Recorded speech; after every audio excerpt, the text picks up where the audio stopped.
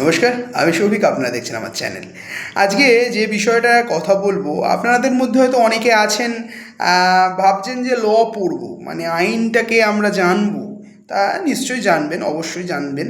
এবং আগামী দিনে আমি একটা প্রকৃতভাবে আইনজীবী হব। সেটা হব কিভাবে? আচ্ছা, আমি তো গ্র্যাজুয়েশন করে ফেলেছি, এখন কি করা যাবে? আচ্ছা, আমি তো এখন ক্লাস 10-এ পড়ি, আমি কি এক্ষুনি দিতে পারবো নাকি আর কিছুদিন পর দেবো? আমি ঠিক বুঝতে পারছি না আমি কী করবো। চিন্তা করবেন না, আমি আছি। প্রথমত, আপনারা যারা গ্র্যাজুয়েশন করেছেন তারা হতাশ হবেন না। অবশ্যই আপনারা ল পড়তে পারবেন। 3 ইয়ার্স ইন্টিগ্রেটেড কোর্স হয় লয়ের, এবং সেটা পড়ে আপনারা এনরোলড হয়ে, মানে পড়ে পাশ করতে হবে। পাশ করার পর আপনারা এনরোলমেন্ট হওয়ার পর আপনারা একজন অ্যাডভোকেট হতে পারবেন। এবং যারা যারা 10 পড়ছেন, যারা যারা যারা মানে মাধ্যমিক দিয়েছেন, তাদের বলবো আর কিছুটা ওয়েট করুন।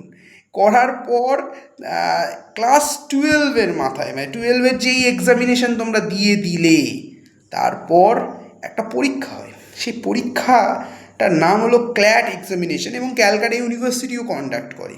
সেইটা দেওয়ার পর যদি তোমরা চান্স পাও, যদি, তাহলে তোমরা সুযোগ পাবে 5 ইয়ার্স ইন্টিগ্রেটেড ল কোর্সে।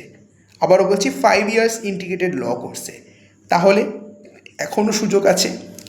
যারা যারা ভাবছো যে এই প্রফেশনে আসতে চাও, লয়ের প্রফেশনে আসতে চাও, এবং একজন খুব ভালো আইনজীবী তোমরা হবে, তো চ্যানেলটাকে সাবস্ক্রাইব করো যদি ভালো লাগে তাহলে, না হলে করতে হবে না।